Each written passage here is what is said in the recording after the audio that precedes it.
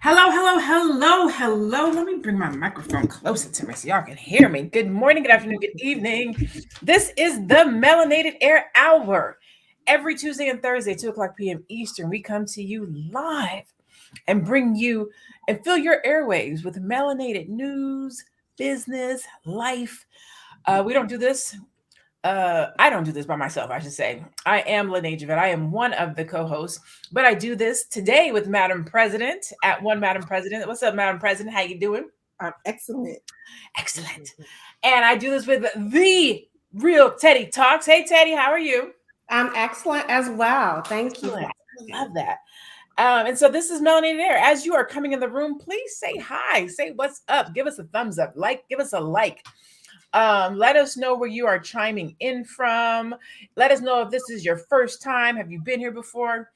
Let us know if you've seen Insecure. That's what we're talking about today. We are talking about the ending of a 5-run season with Issa Rae on HBO. All right. But we're talking about Insecure and how that chapter of her life has ended, but how she has secured an 8-figure deal on the way out the door. In case you don't know what 8 figures is, 40 million. So she's a $40 million deal. Ball player style. Out the door after doing Insecure. Okay. So again, if you've seen Insecure, let us know. If this is your first time, let us know. If you have been here before, let us know. Say hi. Let us know you're chiming in. So have you guys, each of us have seen Insecure? I'm assuming. Yes. I'm sure, right? Yes, the whole series. Yes. So let's talk about from the beginning. Like from the beginning when it first came out, what were your thoughts? Okay. So go ahead. No, go ahead, Teddy. Well, I was going to say, I think I brought this to the group, and the reason was after watching the final season, and there was a background episode where they kind of talked about the episodes and her writing and directing and producing. And I realized I was very hesitant when it first came out to start watching it. And I don't know why. I think I watched an episode or two and I wasn't vibing with it for some reason. But then after watching the finale, I realized it's because of her awkwardness. Her awkwardness, showing that vulnerability on television, made me feel like she was giving away some secrets that Black women can be vulnerable. You know what I'm saying? That Black women are just like other women. We have more to deal with when it comes to white supremacy and racism and job place things, but we're human, we're fallible. We're not always Black girl magically doing everything in heels, looking good while we're doing the hair laid, all that. And her awkwardness just made me feel uncomfortable, but that was my own kinks in my own armor, right? So when I finally did get into it and watched it and fell in love with it, I just realized how hard it is for us, I think in particular, definitely for me to appear human, like just normal, because people think so many different things about Black people, Black women, Black men. They really don't know us. It's a facade. And that was letting them in on the real day-to-day stuff that happens to everyone, like Sex in the City style. And it was giving away our secrets. So that's how I felt. This is one of my transformation. Love the show. So proud of Issa Rae and everything she's done and will be doing. Her casting, her directing, her ownership of that show, all of it. So loved it all. Loved it all. Awesome. And getting into the audience, please let us know what you thought of Insecure. Have you seen it? If you have seen it, what were your thoughts on the show? How did it make you feel? What did you think about the ending? Madam President, what were your first thoughts when Insecure first hit the scene? When it first hit the scene, I was just so excited because it's been a while since we had Black women on television that everybody wasn't at the height of their life, right? Mm-hmm. A lot of times on TV, you don't see the middle. You see a lot of high and you see a lot of low. I mean, if you think about what was some old shows we used to have back in the day, The Corner, we enjoy seeing Black people on TV, but because a lot of Black television is pretty much okayed by white men and women, they think that they know everything about Black life. So what I believe happened was Issa Rae did that thing where, pretty much she started this process without any big opportunity. She said, I'm going to do this, put it on YouTube, and I'm going to do it the best way that I can. And then the first season, what you see is a person who is like everybody. Like, we are existing in this world, and we ain't stripping and we ain't rappers, you know, we like really on the day-to-day grind, trying to figure life out just like everybody else.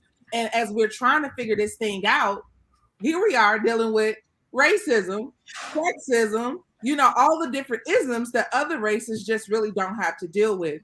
So for me, when I saw it, I was just like, man, this is amazing.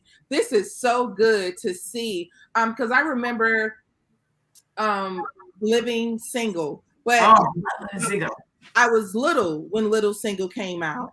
So I couldn't, like, my aunts and my mother could resonate with those characters, but I was just watching it with them and, you know, was laughing at what was laughable, but I didn't understand because I was not relating to their struggle. But now that I'm a grown woman, I was like, oh, this is my living single right here. This is for me, my generation. No, I never thought about it like that. It is kind of like today's version of living single. Yeah, but what I love about it is they did such a great job of normalizing everybody. A lot of times TV is just so extravagant, you know, it's like, you know, just think about a Tyler Perry movie, you know, you got a big ass house or a real small house, you know, like always it's extreme. So when you think about Martin, you would have regular apartment, but a guy who works. But also, shit, I got to think about spending this $200 on a pair of Jordans. You know, those were moments that were really, really, they were just moments that I believe a lot of people can resonate with. And it was good to see that. And that's what I felt the first season. Yeah, so Insecure is very, to you guys' point, it was very relatable. It was current. You could find yourself in a particular character at some point in your life. I apologize. Apparently, my dog is going to come in here and start playing with his toy. That's what we're going to do today. Play with the toy in the middle of the live. But it was very relatable. To your point, I like that. Oh my goodness, I'm so sorry, guys. I've got to throw this out the room. Okay. No, it's okay. He want to be in the show today. It was super relatable. And to your point, I like that it wasn't at the peak of their career, nor at the bottom. We got to see the growth in the characters develop. We got to see vulnerability, and it wasn't over sexualized. You got to see sex scenes, but they were intimate sex scenes. It wasn't crazy. It wasn't the ghetto fabulous Tyler Perry piece that we see in The Sisters. Like, it was very, to Teddy's point, vulnerable. It was the real part of being Black people, the love, the vulnerability. It was all of that. And that's what I really liked about it. We kind of talked about awkward black, I think it's called Awkward Black Girl, where she started to where she is now today in her career. And I think what translates from the beginning to where she is today and what makes her so successful is authenticity. Like, to me, she's been authentic from the beginning, right? Even from that transition from putting out her own films and Awkward Black Girl, which shout out to just following your dream and being consistent in what you do, right? Whether somebody's watching or nobody's watching, she's consistently putting those shows up on YouTube and then getting picked up by HBO and staying consistent, not trying to fit into a mold or a box to present something to us in America, but staying consistent to Black people and authenticity. What are your thoughts about that? I definitely think that is so important. And I see it. Like, I think I made this comment on here before, when you're watching people on YouTube and you're watching their show and you're getting into them. Kevin Samuels is a perfect example. They're talking about one thing. I think he was talking about cologne, men dressing, maybe a few other things. I didn't watch him. This is what my husband tells me.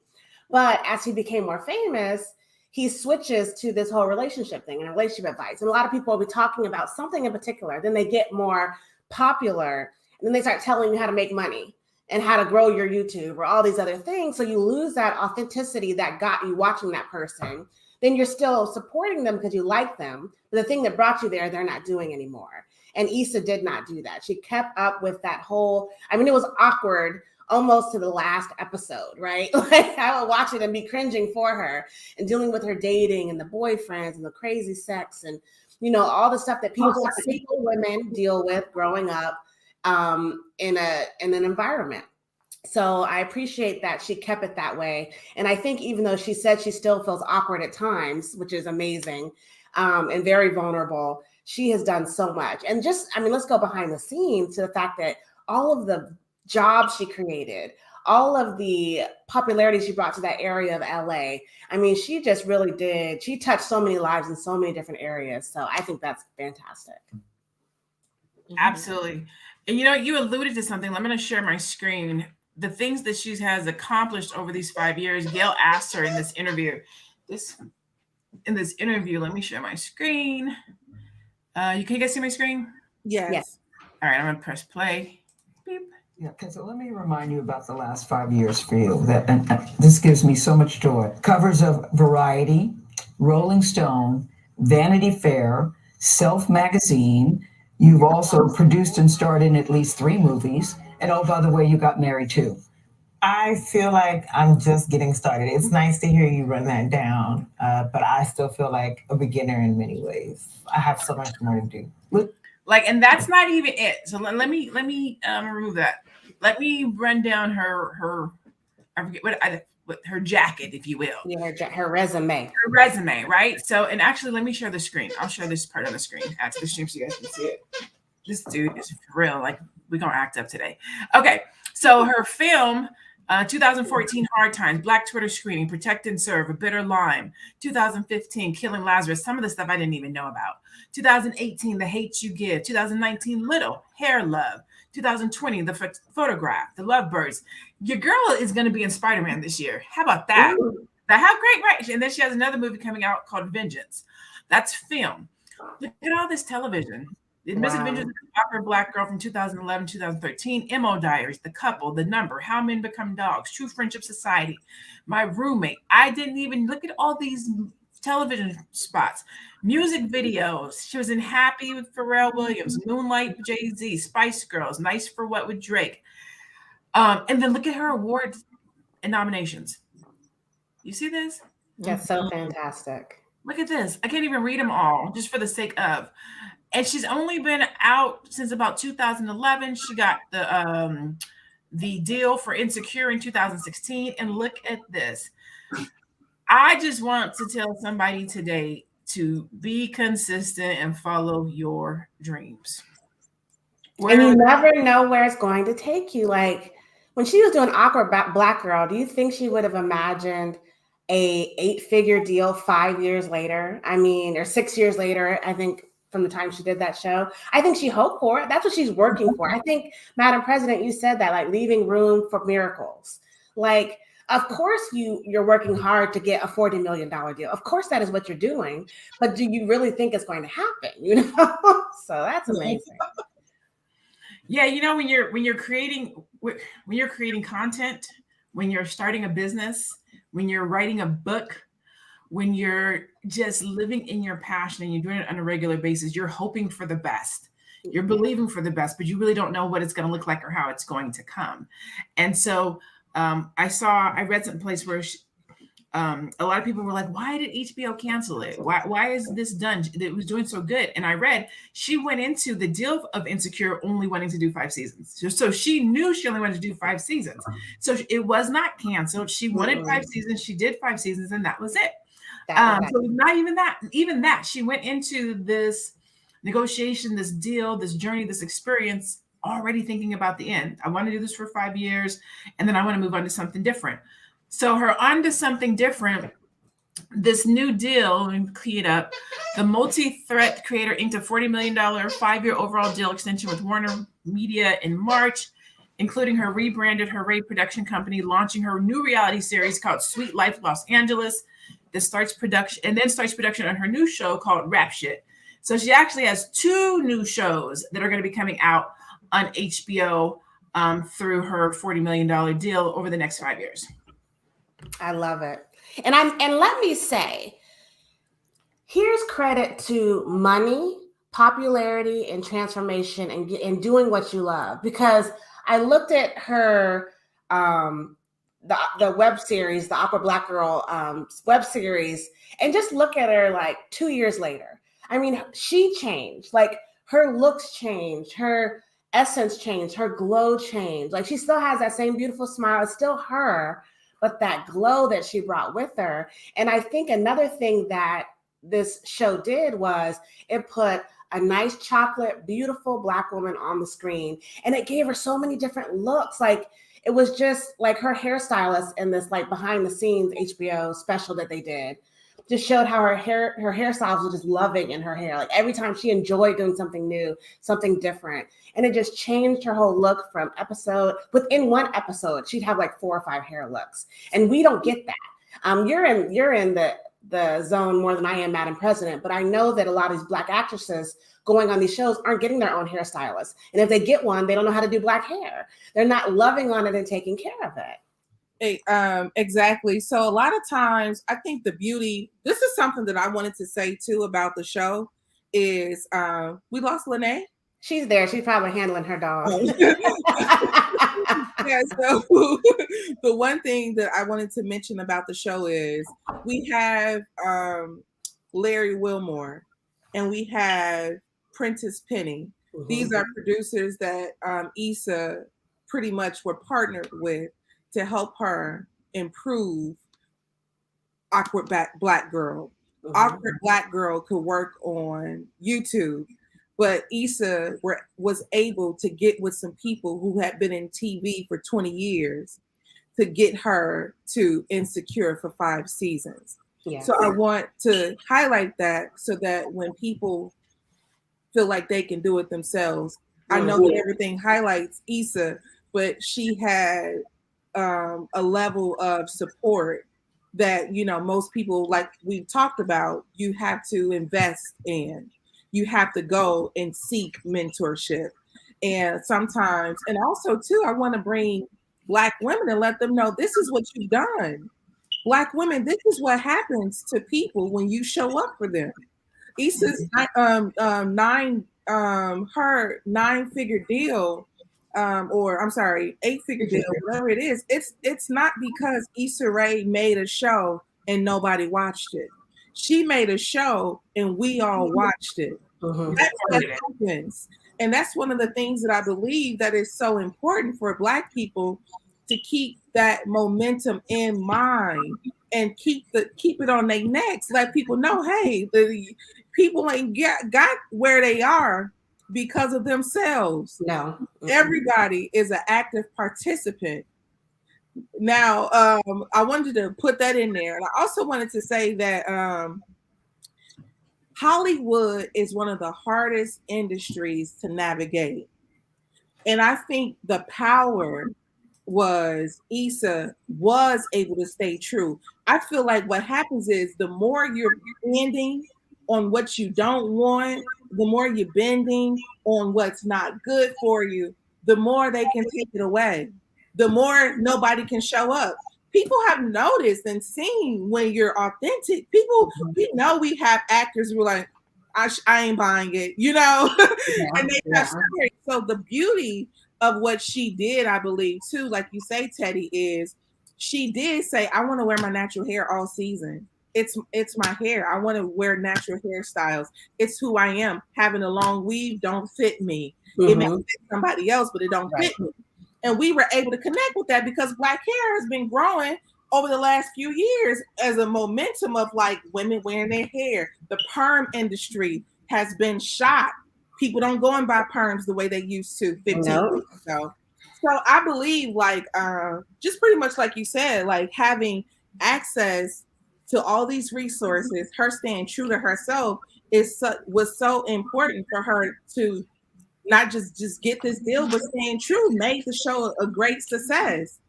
And like understanding that too, it's like I gotta do what's comfortable, you know, what I really see. Because I wanted to mention this too really quickly, and that is Chris Rock was doing his Everybody Hates Chris. And as he was doing Everybody Hates Chris, he was negotiating the deal with the network. And the network was like, do you think your mother could be an Asian woman? And he said, my mama Black. My mama a Black woman. So a lot of times what networks do is their focus is trying to get everybody in the living room at one time.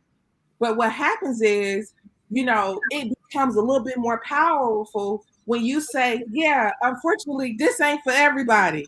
This Right. is for everybody. This for my people right here. And I feel Mhm. like this is what it looks like when you don't have us going so high and going so low. A lot of us are right in the middle, and it's good to see that. Yeah. Yeah. I love You know, that. one of the things I said in the back end, for those of you that have not seen the full video, is that video, Issa Rae is being interviewed by Gayle King, and she's on Good Morning America, and she has a gold grill on the bottom. That grill. And I was like, come on now, stay authentic. She, people come to Good Morning America, they do a little something different. She kept her natural hair.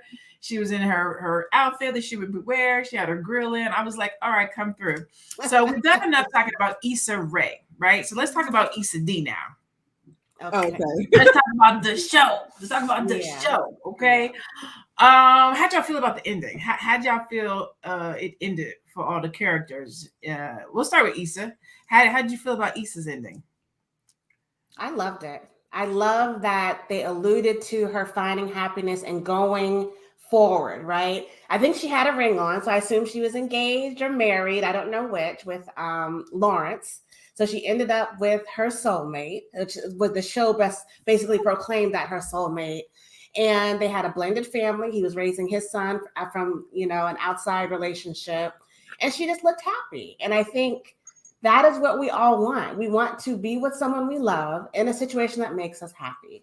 And not to mention her car, she upgraded her car. So that just inferred also that she kind of leveled up her job, leveled up her income. So without knowing the exact details, we know that she was doing better than she was before. And that is all that we ask for. Just do better than you was before. Okay. Did you feel it was a fairy tale ending? No. No.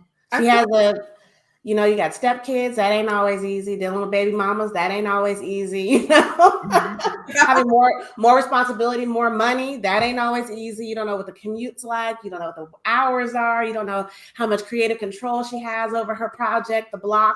If the block was still blowing up like that, or had it morphed into something else. So no, I think she had a dope building. She walked into her office. She had office space. She did have her office, but as people start putting money, you start getting investors. Things might start changing. They might say, I like this, but can we change this? Can we just do this a little different? Can we? And you do it because you like your Lexus and you want to keep driving it, right? So you start bending. Madam President, how you feel about the ending? I love the ending. I loved it because you know what, Lene? I think about, just anything from a 5-year span. I think about how 5 years ago I lived in an apartment. Now I live in my house. 5 years ago, I drove a certain car. Now I drive a different one. There is a lot of things that change in time, right? And I feel like it highlighted that. And everybody ain't going down a downward spiral. In fact, one of my favorite quotes is, the best day of your life and the worst day of your life will both come to an end. Mm-hmm. Everything will come to an end. Like everything, just you will not stay in the darkest hour and you won't stay in the brightest. So that's what I love about, like just being honest and true. Like, yeah, you do get the job. Now, like Teddy said, the inside challenges of it, they don't, you don't get a chance to see, but and then the beauty of like, boom, leveling up. And also too, even what I loved about with her and Lawrence, how realistic is a person, willing, you know what? A lot of love ships just require choice. All we have to do is decide. The rest is history. Once we decide, everything becomes something that can be figured out. But I think the difficult part is nobody ever decides. It's like, I don't know, I don't really like her that much. I don't like him that much. But once you decide, I'm gonna be with this person. Watch out. Yeah, I think they're going to flow. I think they did a good job with each character, with fully having a start and an ending for each character. I liked Issa's ending because of how they drew it out. It wasn't immediate. She called, he didn't answer. He called, she wasn't ready. Like they showed the struggle of the back and forth when you're dealing with somebody who knows what they want, or they're not sure what they want, or they do, but they don't know how to express it or go after it, or you're trying to put somebody like they did a good job of that back and forth. That really happens, that conflict that really happens with Black men and women as they're dating. And then to finally get to a place where everything was okay. Sometimes the love of your life has gone on and done their own things and had a baby. And then you have to decide, like, can I still go back to this person who I loved and now has a kid who didn't have a kid, or we were supposed to have a kid together? Can I still get past that and move on? And there's a lot of women and men living in that place today right now. Yeah. Their high school sweetheart went on, had a different life. They crossed paths at their 10-year, 20-year reunion. They're trying to figure out how and if we can go forward. So I like that they showed that you can still have a happy ending, right? You can go through struggle, you can have turmoil, life happens, but then you can still come back together and live. I like how Molly had to deal with herself. There's a lot of folks, men and women, that don't want to deal with themselves. They don't do self-reflection. They don't wonder why I keep dating the same person. Why do I keep ending up by myself? I don't know how to be vulnerable. And they did a good job of showing and having her work through those issues, and then presenting a man that loved her through her flaws. That was the key.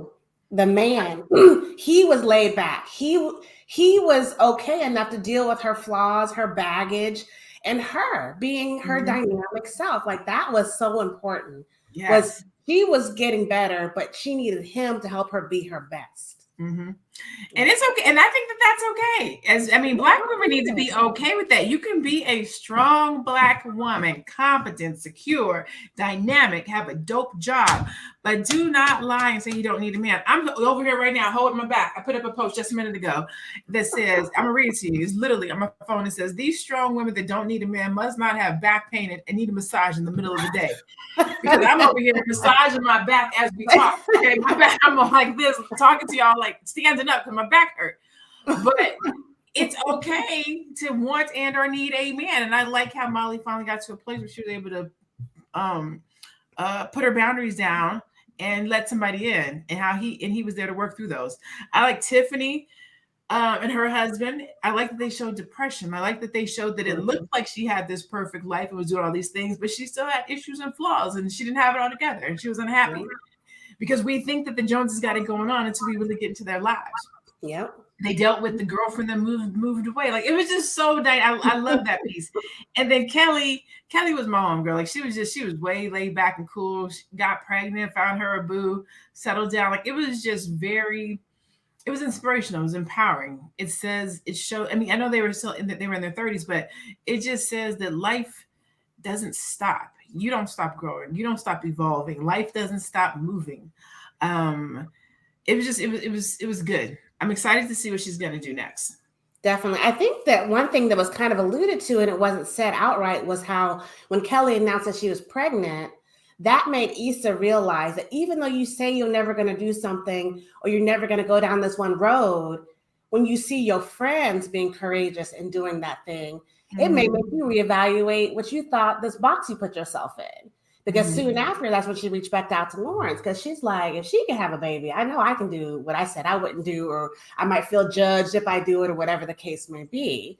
So, yeah, that was a good point. I think it was Tiffany's character who said something like, sometimes the wrong choice is your right choice, or something to that effect. Yeah, something to that effect. I did. Yeah, something to that effect where like sometimes the wrong choice is the right choice. Or it may seem like it's the wrong choice, but it's the right choice for you. Exactly. And sometimes we have to realize that, like our homegirls and our family and our friends are like, girl, you don't do it. You don't need it. And each situation is special. I don't want somebody out there to be like, I was watching Melanated Air and they said he was right for me. That's not what I'm saying. I'm saying everybody's situation is different. This is Hollywood, right? We talk about Hollywood. And so for this situation, it was right to go ahead and reach out to Lawrence. And I know there's some people that were Team Lawrence, some people that were Team Nathan, some people wanted to see Issa with Nathan. But I think that Issa ended up with the right person. Definitely. And I like how they ended that. I like how they showed some of Nathan's colorful character that it wouldn't have been good for her. Like them, with her being her awkward self and him going through his emotional issues and his mental issues and jealousy issues, like it just wasn't going to work. And then the way it ended, it reminded me of dating, like before I got married, because he said he basically told her when they broke up, he was like, what you got going on, this ain't good for me. It's repulsive almost. I don't remember his exact word, but he's like, I can't do that.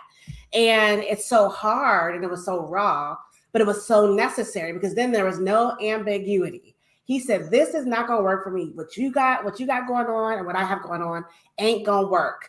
And they broke it off and it was done. Mm-hmm. And unlike her and Lawrence, episodes before, it wasn't there was no finality to it. So you just both out there lingering, So that's what I appreciate in relationships. When it ended, even if it was bad, just ended. Like it was over. There is no going back. There's no doors left open. We ain't coming back to this.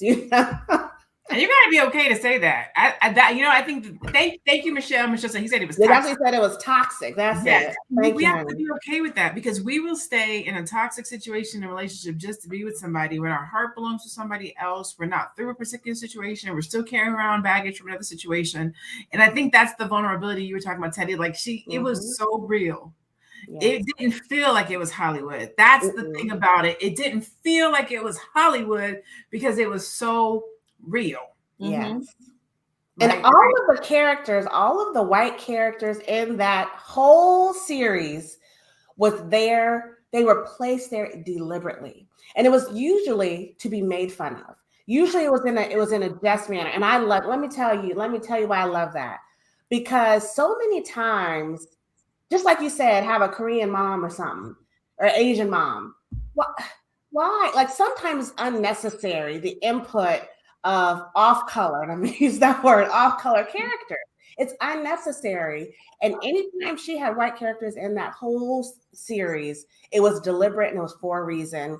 And it wasn't to take away from the true heart of Insecure. And I love that. That's why I enjoyed watching it. I didn't feel that facade. I didn't feel that forcing. It was just, I loved it. I love just seeing us in our glory and our beauty, being our natural selves, going through life. That made me happy. Yes. Me too. Yeah. So what can we learn from Issa?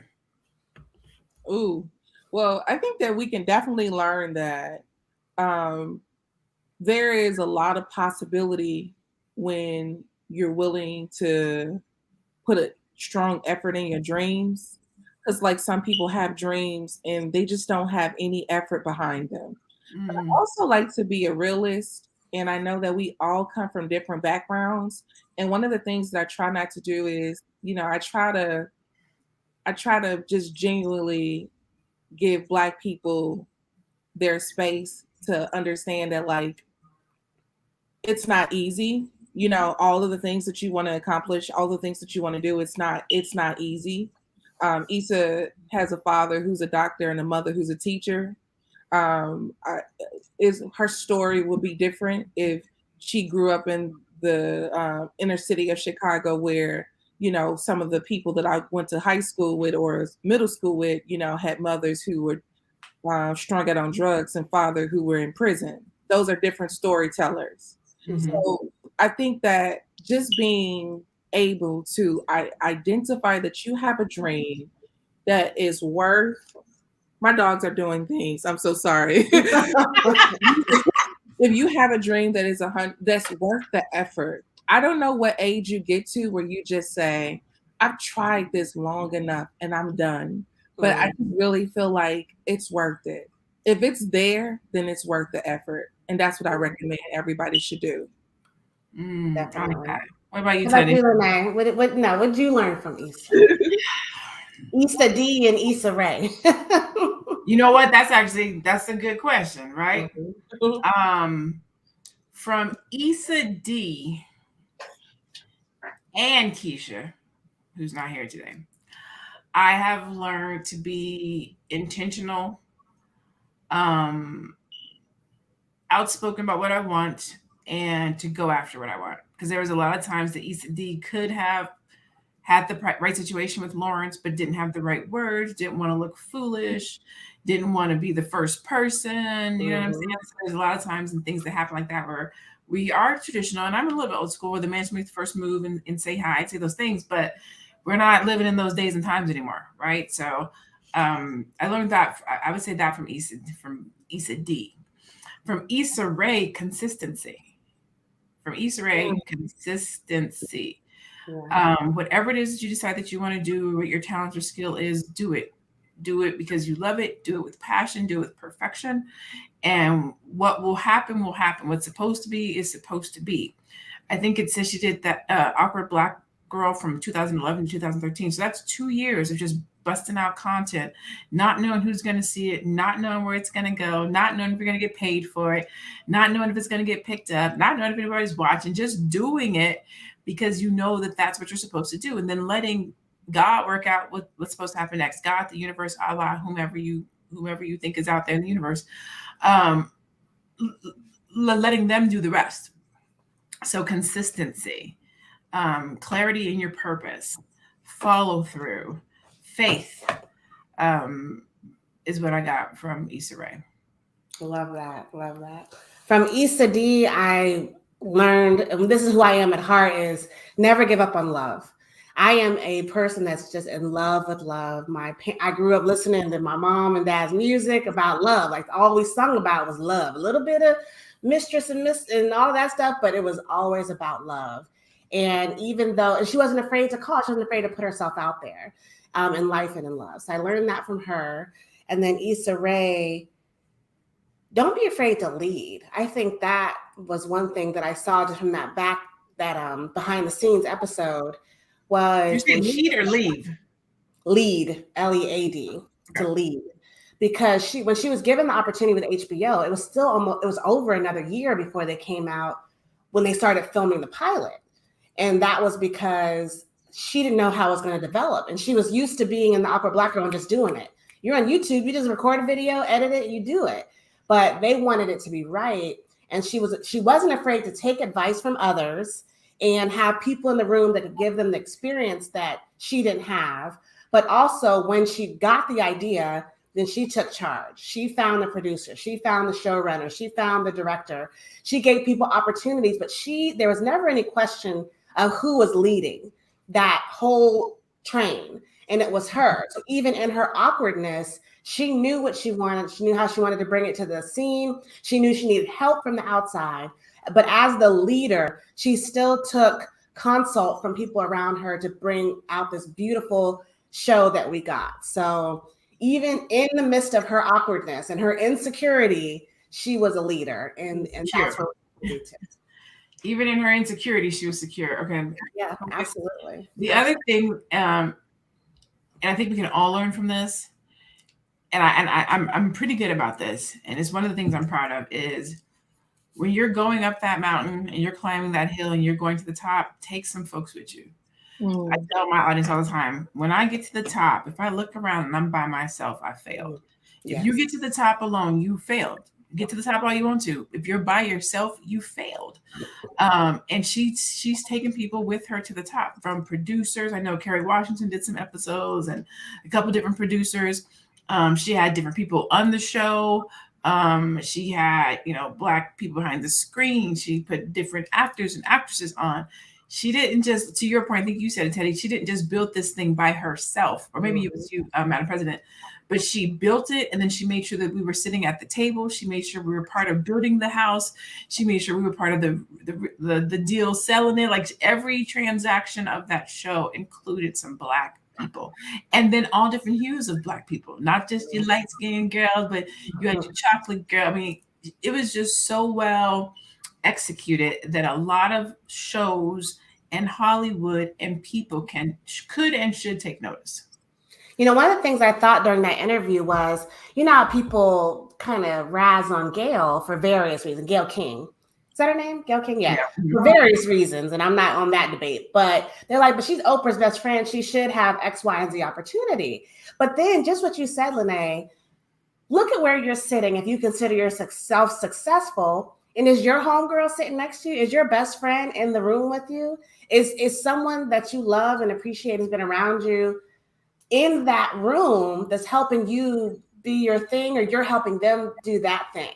And I think we take it for granted that if Oprah was our best friend, that we would be doing something similar to what Gayle King is doing. But that's not true, because a lot of y'all get to the top and don't look down. Y'all don't look around. Y'all don't bring nobody's cousins, aunties, nieces who are striving to be entrepreneurs or whatever. You don't bring them in the room. And that's where, as a community, sometimes we fail because now, granted, some people's families and friends don't want to do nothing. Got it. But there's always someone that you can help lift up. And if you're the Oprah, who is your Gail? You know, who are you looking at to help put them on as well so they can have a successful career outside of you? But you did that thing. You gave them that one leg up that they need to be successful. Everybody need a squad or a tribe or an inner circle or something. You know what I'm saying? The people that you know can go with you. I'm like, when I get to where we need to be, I want us all to be able to throw our black card down and be like, who got it? And everybody throw their black card down and do eeny, meeny, miny, mo and pick. Right. You know what I'm saying? I like that. I said, true. Some black people enjoy being the only one in the room. Yeah, Absolutely. I don't like being the only one in the room. There's a lot of rooms that I go into and I am like the only black person in the room, black man or black woman. And I look around and I'm always like, there needs to be more of us at these tables. There needs to be more of us in these rooms. I'm glad that I'm there because I always go in, take the knowledge and information, and I come back and I disperse it to us, you know what I'm saying, so that we get it. But I want other people outside of our community to get used to seeing us sitting at these tables. And Absolutely. I want it to be normalized because what happens is because they don't see us at the table and because we're not at the table, they don't even think to invite us to the table because they're not used to it. So we have to normalize us sitting in these rooms, sitting at these tables, having these conversations, showing up so that we start to get invited. And I know a lot of times people say, we don't got to be invited and we got to build our own tables. And a lot of that stuff is true. There are opportunities and ways to do that. And we should be building our tables. But at the same time, a lot of the choices and decisions that are being made at these tables. And so while we should have our own, we still need to influence the mainstream as well, because that's what's being broadcast and shown and exhibited, and behaviors are being modified after and shown. So while we do need to have our own, and that is important, we still need to make sure the mainstream doesn't forget about us and not know who we are and not represent us. Absolutely. And the last thing I want to touch on before we wrap up was Tamika Scott back earlier at the beginning said, I love the connection of the friends. They are brutally honest. And that was one part. And I think we've alluded to it, but I don't know if we outright said it, but the friendships were so important to the series. And as I've aged, and because I'm military and I move around so much, like my friend circle has gotten shrunk, almost disappears. And then one or two will pop up. But through the whole process, I'm always looking for that girlfriend connection, that person that you can connect with and you guys can make each other better. So watching that and watching them evolve, grow and shrink together, I really love seeing that. I like that group of 4 friends. Like, I think that's very Hollywood, but it just gives that dynamic it gives you a little bit of everybody in different faces. So I appreciated that from this episode as well.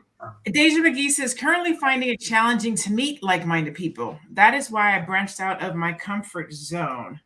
How would you guys give somebody advice to meet like-minded people? Well, of course, we said, the All Black National Convention. You definitely meet some like-minded people there, but I know you don't want to do that once a year. I mean, of course, connecting through social platforms, but the meetup, things like that really helps you connect with people that pretty much share your common interests. And don't be afraid to, when you see that sister girl or whoever that there's something that stands out in them and you're out in public or at the grocery store or at the mall or whatever, say something to them. 'Cause you can tell people's glow or their aura. Introduce yourself. You just never know where that's going to go, because if both of y'all are kind of awkward or introverts or whatever, then you can walk right past them. And if you don't say anything, then you won't meet them. So put yourself in those spaces. And then when you meet someone that you think you may vibe with, friendship wise, say something, see where it goes. Yeah. Show up to places. Yeah.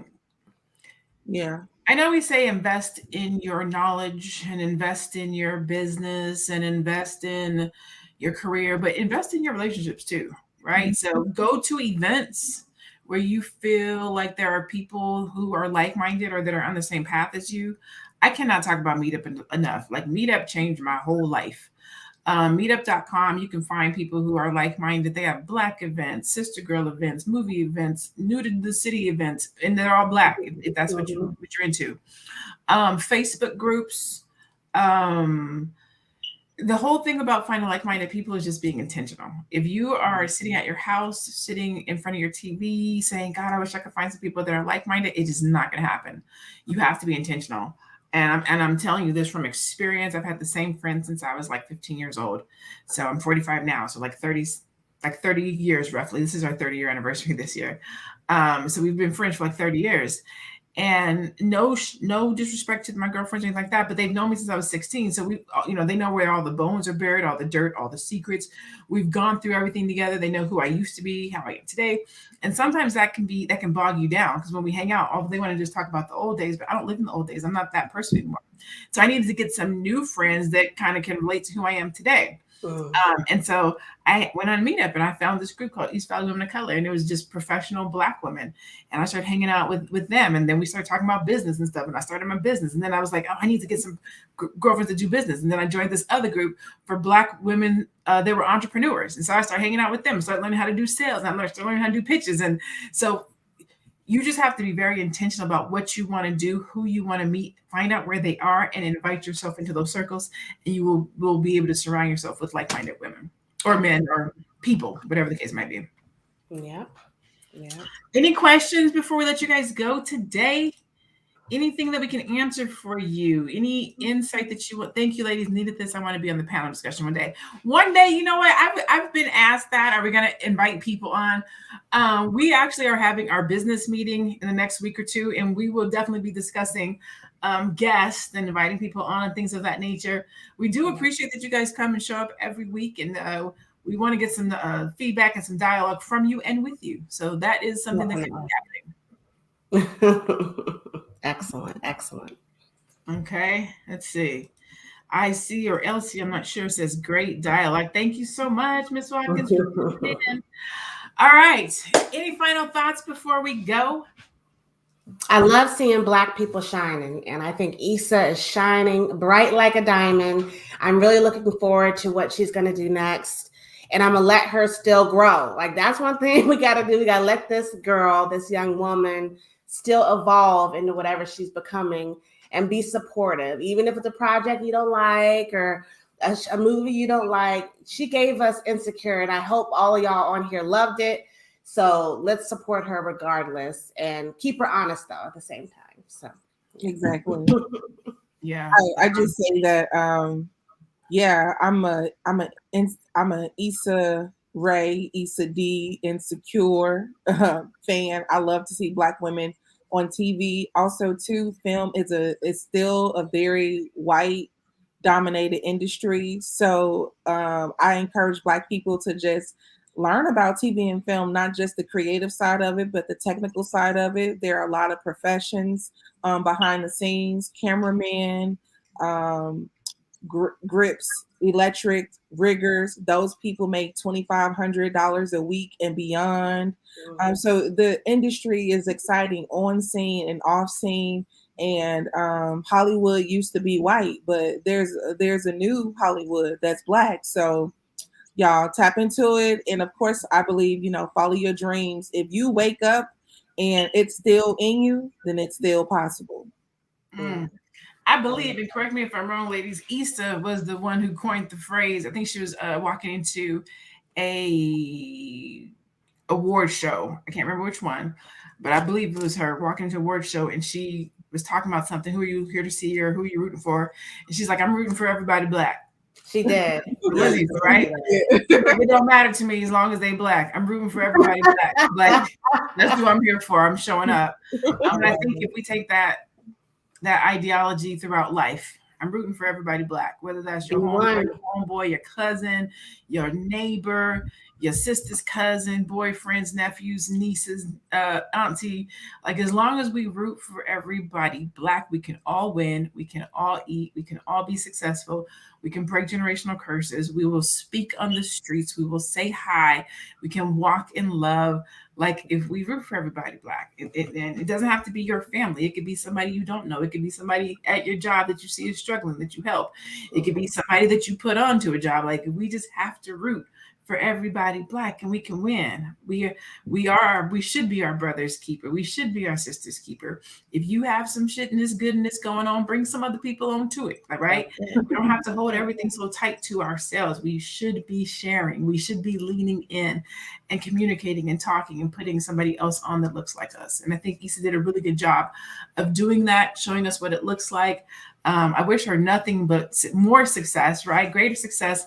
And that we continue to see her put more Black people on and introduce us to more people through the music that will be creating, through her record label, through her 2 new shows, and further on. I think she's like, what, early 30s maybe? So she has a lot of work left to do. Mm-hmm. Yeah. She says, yes, imagine that. Yes, let's lift each other up. Thank you for all the insight in this conversation. You are so welcome. Dennis says we need more of that, y'all. Yes, sir. Amen. And hopefully the camera crew was able to see that all lives are similar if you take color out of the equation. Absolutely. Well, we are at the end of our show today. We definitely thank you for tuning in and having this conversation with us on today. We got to big up Issa Rae, Issa D, say goodbye to Insecure, and just kind of talk about what it looks like when we show up for Black film and television, when they represent us right. But also learn what we can do to make sure that we fulfill our own dreams and live our life and our business out tangibly in real life. Because you too can be Issa in your business, in your industry, in your life, in your career. Absolutely. Okay. All right. Please make sure you go and support each one of the co-hosts that are on today. You can find me on social media at I am Lene Javette. You can find Madam President at the #1 Madam President with a Z. Go check out and follow Teddy at The Real Teddy Talks. We are here every Tuesday and Thursday at 2:00 p.m. Eastern live. If you want to catch us live, you can always go back and watch the replay. We do have our own YouTube channel at Melanated Air. You can check us out there. But as always, continue to be blessed, stay Black, and be one. We'll see you guys. Love y'all. Bye-bye.